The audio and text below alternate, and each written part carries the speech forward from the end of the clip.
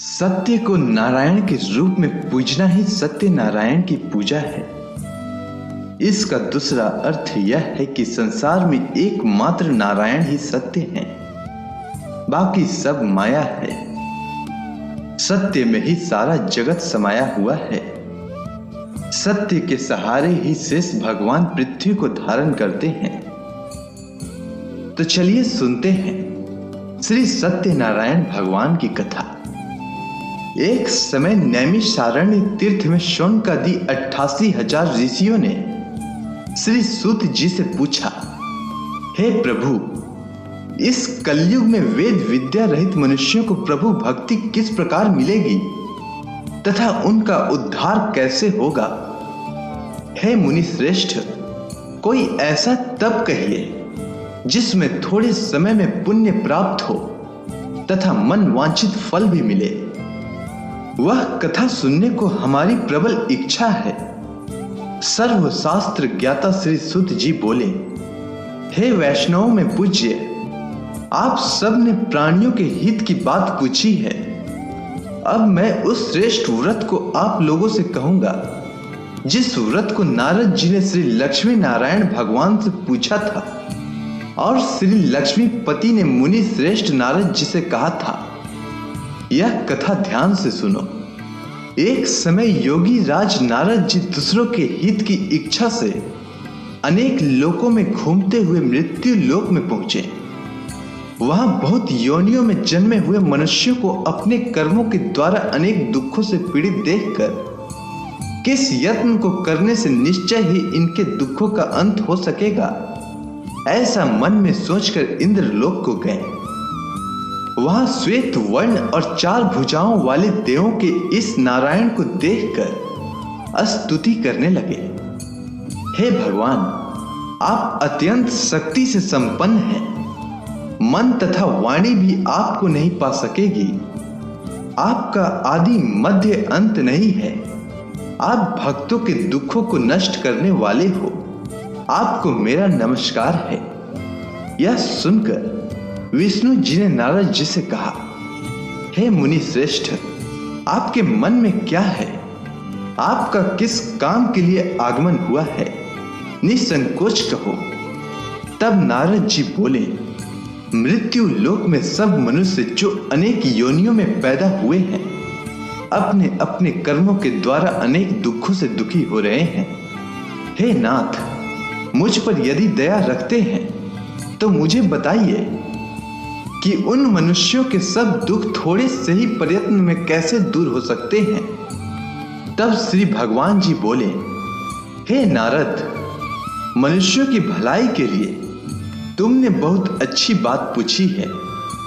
जिस काम के करने से मनुष्य मोह से हट जाता है वह मैं कहता हूं। सुनो, बहुत पुण्य देने वाला स्वर्ग तथा मृत्यु लोक दोनों में दुर्लभ यह उत्तम व्रत अच्छी तरह विधि पूर्वक संपन्न करके मनुष्य मोह से छूट जाता है, वह मैं कहता हूं। सुनो, आज मैं प्रेम वश होकर तुमसे कहता हूं, श्री सत्यनारायण भगवान का यह व्रत अच्छी तरह विधान पूर्वक संपन्न करके मनुष्य तुरंत ही यहां सुख भोग कर मरने पर मोक्ष को प्राप्त होता है।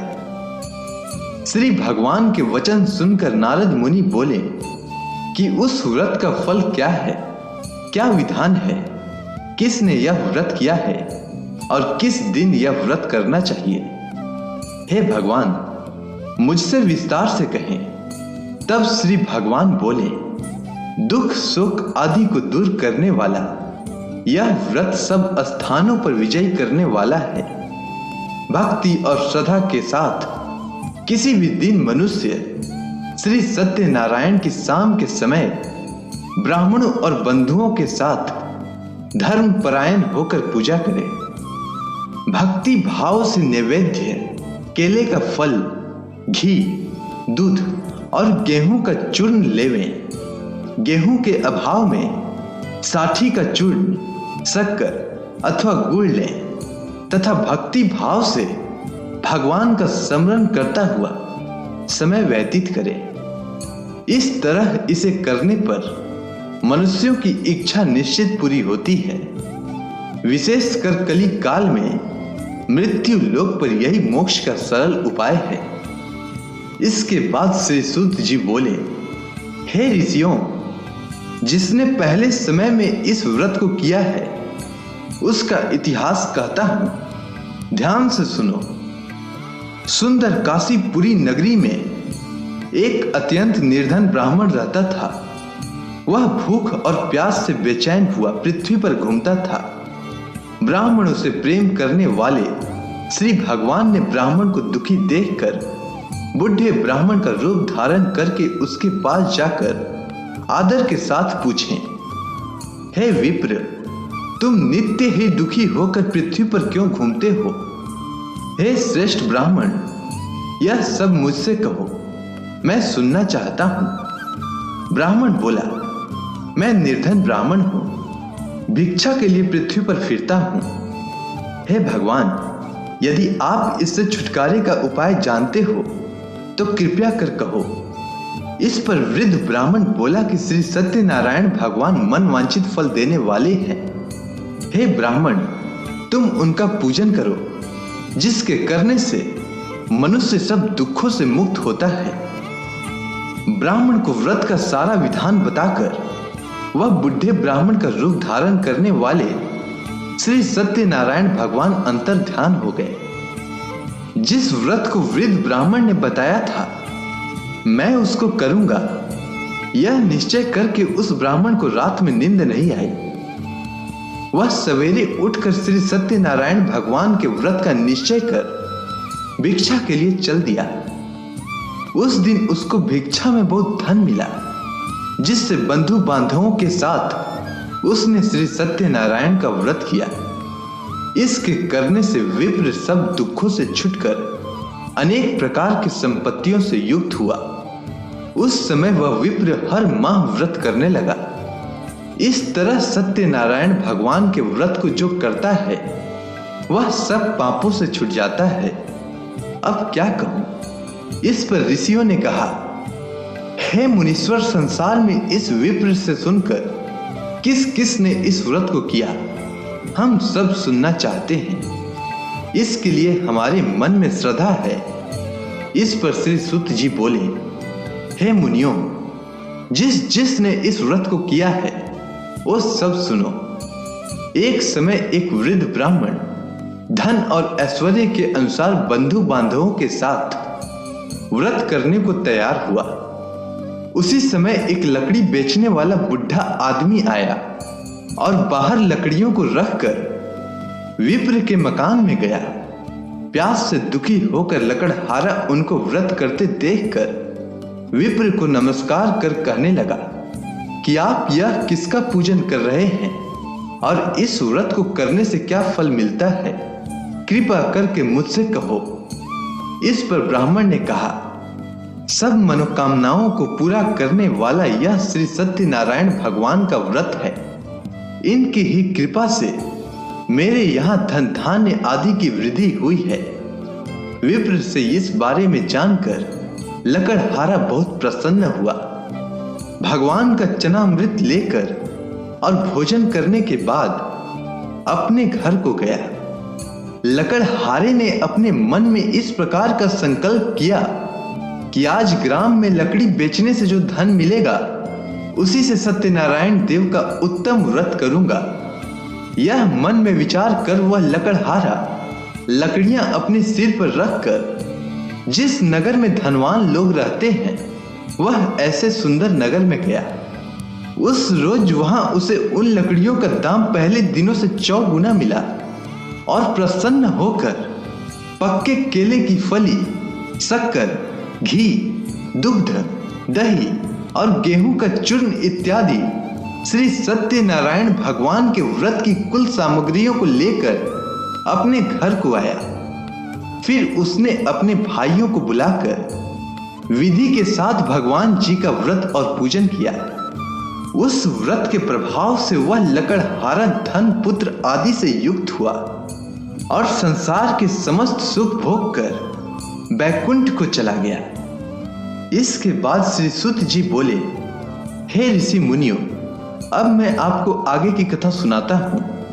प्राचीन समय में कनकपुर में उल्का मुख नामक एक बुद्धिमान तथा सत्यवादी राजा राज करता था। वह प्रतिदिन मंदिर में जाकर श्री सत्यनारायण भगवान की पूजा करता था और निर्धनों को खूब अन्न, वस्त्र और धन दान करता था। उसकी पत्नी सुभद्रा बहुत सुशील थी। वे दोनों हर महीने श्री सत्यनारायण भगवान का व्रत करते थे। श्री सत्यनारायण की अनुकंपा से उनके महल में धन संपत्ति के भंडार भरे थे। उनकी सारी प्रजा बहुत आनंद से जीवन यापन कर रही थी। एक बार राजा और रानी बहुत से लोगों के साथ जब भद्रशिला नदी के किनारे श्री सत्यनारायण भगवान की पूजा कर रहे थे तो नदी के किनारे एक बड़ी नौका आकर ठहरी। उस नौका में एक धनी व्यापारी यात्रा कर रहा था। वह बहुत सा धन कमाकर अपने नगर को लौट रहा था। उसका सारा धन उस नाव में रखा हुआ था। नाव से उतरकर व्यापारी राजा के समीप पहुंचा। राजा को पूजा करते देख उसने कहा, हे राजन, आप इन सब लोगों के साथ मिलकर किसकी पूजा कर रहे हैं? इस पूजा को करने से मनुष्य को क्या लाभ होता है? राजा ने व्यापारी से कहा, हम हर पूर्णिमा को सत्यनारायण भगवान का व्रत करते हैं और फिर पूजा अर्चना के बाद भगवान का प्रसाद लोगों को बांटकर स्वयं भी प्रसाद ग्रहण करते हैं। सत्यनारायण भगवान की पूजा से निसंतान को संतान प्राप्त होती है, दुखियों के दुख दूर होते हैं। राजा की बात सुनकर व्यापारी ने कहा, हे राजन, मैं भी श्री सत्यनारायण भगवान का व्रत करना चाहता हूं। कृपया मुझे इस व्रत को करने की विधि बताएं। राजा ने व्यापारी को सत्यनारायण व्रत की पूरी विधि बताई। राजा ने व्रत कथा सुनने के बाद व्यापारी को भी प्रसाद दिया। श्री सत्यनारायण भगवान का स्मरण करते हुए व्यापारी ने प्रसाद ग्रहण किया और वापस लौटकर अपनी पत्नी लीलावती से कहा, हमारी कोई संतान नहीं है। कनकपुर के राजा उल्का मुख ने मुझे बताया है कि श्री सत्यनारायण भगवान का व्रत करने और उनकी कथा सुनने से सभी मनोकामनाएं पूरी होती है। यदि सत्यनारायण भगवान की अनुकंपा से हमारी कोई संतान हुई तो मैं श्री सत्यनारायण भगवान का व्रत अवश्य करूंगा। व्यापारी के ऐसा निश्चय करने के कुछ समय के बाद लीलावती गर्भवती हुई। 10वें महीने में उसने एक सुंदर कन्या को जन्म दिया। व्यापारी ने पुत्री जन्म पर बहुत खुशियां मनाई, लेकिन सत्यनारायण भगवान का व्रत नहीं किया। जब उसकी पत्नी लीलावती ने अपने पति से श्री सत्यनारायण भगवान का व्रत करने के लिए कहा तो वह बोला, अभी क्या जल्दी है, मैं इधर व्यापार में बहुत व्यस्त हूं, मुझे अभी फुर्सत नहीं है। जब अपनी बेटी बड़ी हो जाएगी और इसका विवाह करूंगा तो मैं अवश्य श्री सत्यनारायण भगवान का व्रत करूंगा। अपने पति के वचन सुनकर लीलावती चुप रह गई। व्यापारी की कन्या कलावती शुक्ल पक्ष की चंद्रमा की तरह तेजी से बड़ी होने लगी।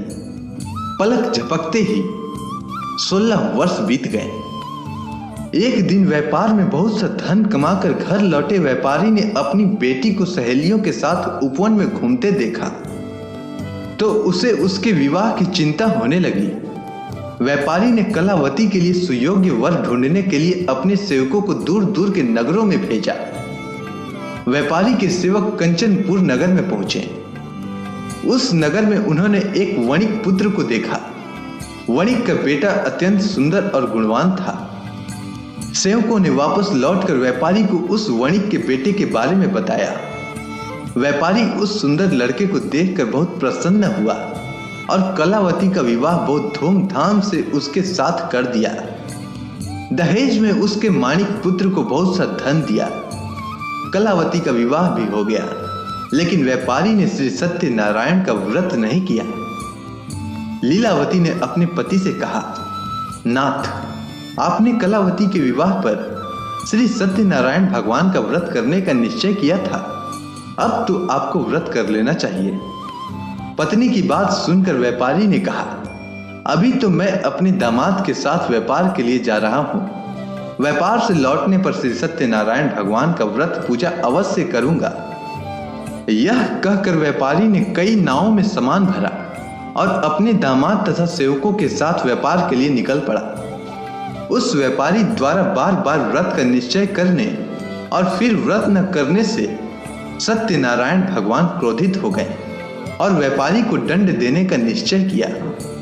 व्यापारी अपने दामाद के साथ रत्नसारपुर में पहुंचकर व्यापार करने लगा। एक दिन कुछ चोर महल में चोरी करके भाग रहे थे। सैनिक उनका पीछा कर रहे थे। भागते हुए चोरों ने सैनिकों से बचने के लिए चोरी का धन अवसर पाकर व्यापारी के नाव में छिपा दिया। खाली हाथ चोर आराम से भाग गए। चोरों का पीछा करते हुए सैनिक व्यापारी के पास पहुंचे। उन्होंने व्यापारी की नाव की तलाशी ली तो उन्हें राजा का चोरी किया गया धन मिल गया। तब सैनिक व्यापारी और उसके दामाद को बंदी बनाकर राजा के पास ले गए। राजा ने उन दोनों को बंदी गृह में डाल दिया और उनका सारा धन ले लिया। श्री सत्यनारायण के प्रकोप से उधर लीलावती पर भी मुसीबतों का पहाड़ टूट पड़ा। उसके घर में चोरी हो गई और चोर सारा धन चुराकर ले गए। घर में खाने के लिए भी अन्न नहीं बचा। भूख प्यास से व्याकुल होकर व्यापारी की बेटी कलावती एक ब्राह्मण के घर गई। उस ब्राह्मण के घर में श्री सत्यनारायण भगवान की व्रत कथा हो रही थी। उसने भी वहां बैठकर व्रत कथा सुनी और प्रसाद लिया। घर लौटकर कलावती ने अपनी मां लीलावती को सारी बात बताई। इसके बाद लीलावती कलावती से श्री सत्यनारायण भगवान की व्रत कथा की बात सुनकर लीलावती ने भी व्रत करने का निश्चय किया। अगले दिन लीलावती ने अपने परिवार और आसपास के लोगों के साथ श्री सत्यनारायण भगवान की पूजा की। पूजा के बाद सबको प्रसाद बांटकर स्वयं भी प्रसाद ग्रहण किया। लीलावती ने अपने पति और दामाद के घर लौट आने की मनोकामना से श्री सत्यनारायण भगवान का व्रत किया था। लीलावती के विधि पूर्वक व्रत करने और प्रसाद ग्रहण करने से श्री सत्यनारायण भगवान ने प्रसन्न होकर उसकी मनोकामना पूरी की। उन्होंने राजा चंद्रकेतु को स्वप्न में दर्शन देकर कहा, हे राजन, व्यापारी और उसका दामाद बिल्कुल निर्दोष है। सुबह उठते ही दोनों को मुक्त कर दो। उन दोनों का सारा धन भी वापस कर दो। यदि तुमने ऐसा नहीं किया तो मैं तुम्हारा सारा वैभव नष्ट कर दूंगा। इतना कहकर श्री सत्यनारायण भगवान अंतर्ध्यान हो गए। प्रातः होते ही राजा चंद्रकेतु ने अपने मंत्रियों और राज ज्योतिषी से रात के स्वप्न के बारे में बताई। सबने व्यापारी और उसके दामाद को छोड़ देने के लिए कहा। राजा चंद्रकेतु ने तुरंत उस व्यापारी और उसके दामाद को छोड़ दिया। उनका सारा धन भी वापस कर दिया। इस प्रकार श्री सत्यनारायण भगवान की अनुकंपा से व्यापारी और उसका दामाद दोनों खुशी खुशी अपने नगर को लौट गए। इसके बाद श्री सूत जी बोले, उस व्यापारी ने अपने दामाद के साथ शुभ मुहूर्त में नाव द्वारा रत्नसारपुर से प्रस्थान किया। लंबी यात्रा करने के बाद व्यापारी ने एक नगर के किनारे नाव को रोककर भोजन किया और फिर दोनों विश्राम करने लगे। तभी श्री सत्यनारायण भगवान साधु के रूप में व्यापारी के पास पहुंचे और पूछा, हे वणिक, तेरी नाव में क्या सामान लदा हुआ है? व्यापारी ने मन ही मन सोचा, साधु अवश्य ही कुछ मांगने की इच्छा से सामान के बारे में पूछ रहा है। यह सोचकर व्यापारी ने झूठ बोला, हे दंडी स्वामी, मेरी नाव में तो बेल और पत्र भरे हुए हैं। व्यापारी के झूठे वचन सुनकर सत्यनारायण भगवान ने क्रोधित होते हुए कहा, हे वैश्य, जो तुमने कहा है वही सत्य होगा। इतना कहकर सत्यनारायण भगवान कुछ दूर जाकर अंतर्ध्यान हो गए। उधर व्यापारी दंडी साधु को वहां से खाली हाथ लौटाकर बहुत प्रसन्न हुआ। लेकिन जब व्यापारी ने अपनी नाव में बेल और पत्र भरे हुए देखे तो वह जोर जोर से विलाप करने लगा और मन ही मन अपने झूठ बोलने पर पश्चाताप करने लगा। रोते रोते व्यापारी मूर्छित हो गया। कुछ देर बाद जब उसकी मूर्छा नष्ट हुई तो वह फिर विलाप करने लगा। तब उसके दामाद ने कहा, आप इतना दुखी मत होइए। यह सब उस डंडी साधु के शाप के कारण हुआ है। अतः वही डंडी महाराज हमें इस विपत्ति से छुटकारा दिला सकते हैं। दामाद के वचन सुनकर व्यापारी डंडी साधु की तलाश में चल दिया। कुछ देर ढूंढने पर उसे एक वृक्ष के नीचे डंडी साधु के रूप में सत्यनारायण भगवान मिल गए। व्यापारी ने डंडी साधु के चरणों में गिरकर झूठ बोलने की क्षमा मांगी। डंडी स्वरूप सत्यनारायण भगवान बोले, हे वणिक पुत्र, तेरे बार बार झूठ बोलने के कारण ही मैंने तुझे इतना दंड दिया है। तूने बार बार सत्यनारायण भगवान अर्थात मेरी पूजा करने के लिए कहा, लेकिन कभी पूजा की नहीं।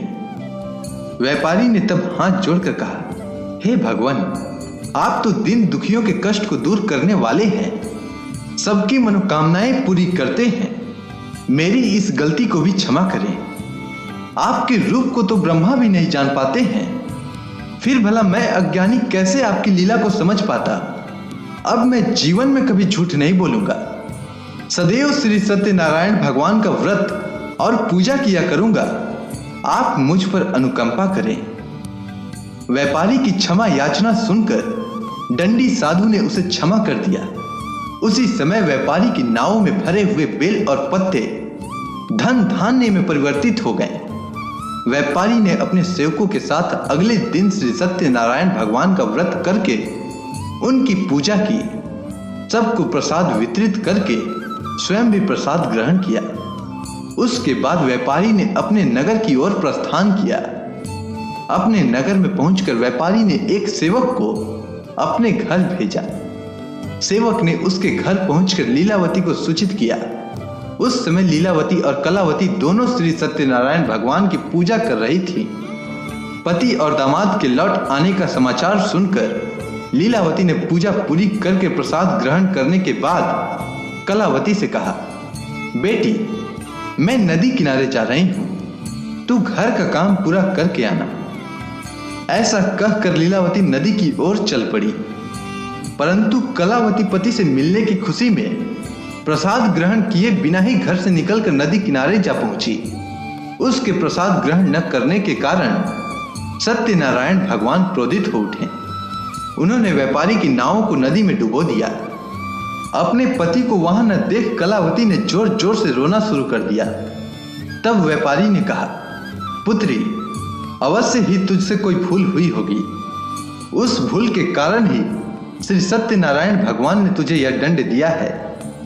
तब व्यापारी ने श्री सत्यनारायण भगवान से प्रार्थना की, हे भगवान, मेरे परिवार के किसी स्त्री पुरुष से कोई भूल हुई हो तो उसे अवश्य क्षमा कर देना। तभी आकाशवाणी हुई, हे वणिक पुत्र, तेरी कन्या मेरा प्रसाद ग्रहण किए बिना ही चली आई है। यदि अब घर पहुंचकर तेरी कन्या प्रसाद ग्रहण करके वापस आए तो उसके पति के दर्शन होंगे और डूबी हुई नावें भी जल के ऊपर आ सकेंगी। कलावती ने वैसा ही किया। उसके प्रसाद ग्रहण करके वापस लौटने पर नावें जल के ऊपर आ गई। दामाद भी सुरक्षित नदी से बाहर आया। घर लौटकर व्यापारी ने अपने परिवार और बंधु बांधवों के साथ मिलकर विधि पूर्वक श्री सत्यनारायण भगवान की पूजा की और इस पूजा को करने से उसकी सभी मनोकामनाएं पूरी हुई और वह आनंद पूर्वक जीवन यापन करता हुआ विष्णु लोक को चला गया। इसके बाद श्री सूत जी बोले, हे ऋषि मुनियों, मैं आपको और भी कथा सुनाता हूँ। कौशलपुर में एक राजा था तुंगध्वज। उसकी प्रजा उसकी छत्र छाया में आनंद पूर्वक रह रही थी। राजा तुंगध्वज अपनी प्रजा के सुख दुख का बहुत ध्यान रखता था, लेकिन एक बार उसने भी सत्यनारायण भगवान का प्रसाद ग्रहण नहीं किया। तब सभी को चिंताओं से मुक्त करके धन संपत्ति से भंडार भरकर प्राणियों को जीवन के सभी सुख देने वाले श्री सत्यनारायण भगवान ने राजा को प्रसाद न ग्रहण करने का दंड दिया। एक दिन राजा तुंगध्वज जंगल में हिंसक पशुओं का शिकार करने निकला था। तेजी से घोड़ा दौड़कर शिकार का पीछा करते हुए वह अपने सैनिकों से अलग हो गया और देर तक हिंसक जानवरों का शिकार किया। अतः कुछ देर विश्राम करने की इच्छा से वह एक बड़े वृक्ष के नीचे जाकर बैठ गया। समीप ही कुछ चरवाहे सत्यनारायण भगवान की पूजा कर रहे थे। राजा ने उनके पास से गुजरते हुए सत्यनारायण भगवान को नमस्कार नहीं किया।